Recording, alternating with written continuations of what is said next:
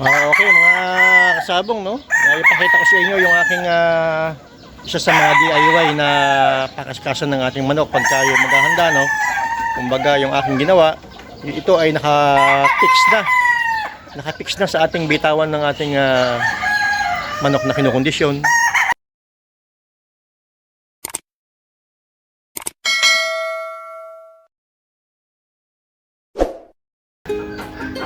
Good day mga kasyoki. Ito yung ating papakita ko sa inyo yung aking ginawa na DIY na pakaskasan, no?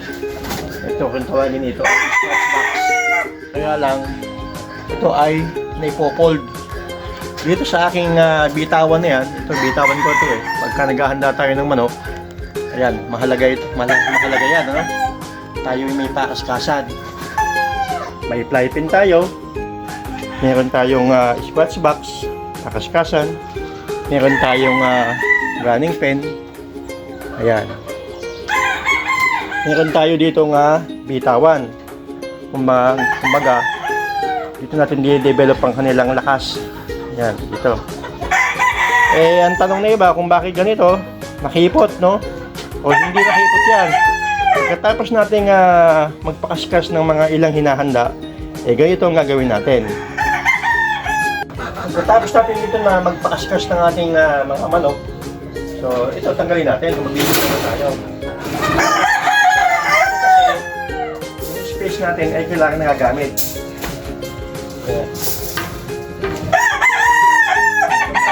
Itong pakaskasan ko na to, ito ay naka-fold. Hindi ko na kailangan pang buhat-buhatin. Tiklop mo lang na ganyan, no? Tiklop mo lang.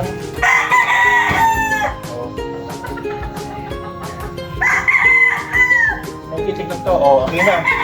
Yung space natin na to, pwede mo nang gamitin, pwede ka magbitaw, pwede ka nang magkahi.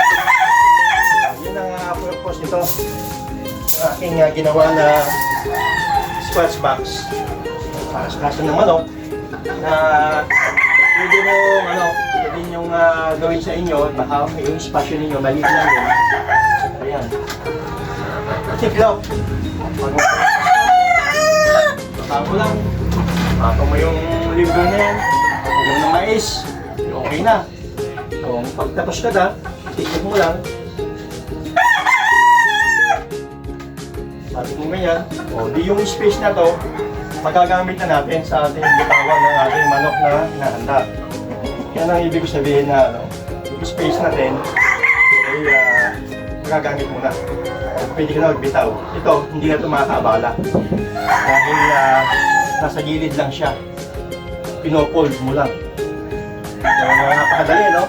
Kasi doon sa gagawa ka sa yung malaki na kailangan doon talagang may maluwag ang iyong espasyo. Kapag ang espasyo mo ay maliit lang, ang tip na ibibigay sa inyo ganito. Pwede ninyong gawin yung ganito. Makakatulong sa inyo mga syokit. Madali kayong makapaghanda ng manok.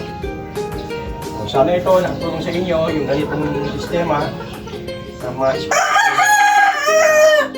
pwede nyo gamitin sa inyong paghahanda ng mga manok. Okay mga kasabong, no? Ipakita ko sa inyo yung aking isa sa mga DIY na pakaskasan ng ating manok pagka yung maghahanda, no? Kumbaga yung aking ginawa, ito ay naka-fix na sa ating bitawan ng ating manok na kinukondisyon, manok na binibitaw.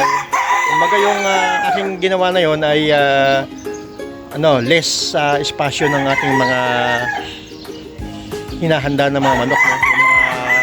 Yung mga gamit natin tulad ng running pen, yung ating fly pen, saka yung ating scratch box na pinakita ko sa inyo nung una. Yun yung isa sa mga tip. Kumbaga kung maliit lang ang iyong space, huwag ka nang gumawa ng box na gano'n. Ang gawin mo na lang yung gano'n na style na ipo-fold. Sa gano'n, pagkatapos mo siyang pakaskasin sa umaga, i-fold mo lang. Sa gano'n, madali mo nang pakaskas yung ating mga manok. Hindi ka yung buhat ka pa ng buhat. So sana yung aking video tips na to ay nakatulong sa inyo pwede ninyong gawin sa inyong munting manukan. Tulad ko, maliit lang din ang espasyo. Yan yung aking naisip, no? DIY na scratch box ng manok. Less space na mga gagamit. Sana nakatulong mga kasyoki. Tulad ng sabi ko, ang sabong palagi nandyan lang. Pagka malas ka ngayon, huwag ka munang sumabong, tumigil ka. At pag winas ka naman, ituloy mo lang. Ngayon ang ating pagsasabong. Huwag yan sugod ng sugod. Dahil baka mamaya tayo ay madiin sa ating pagmamanok. No? At laging tatandaan na dapat ang ating mga manok na to ay nakahanda ng tama.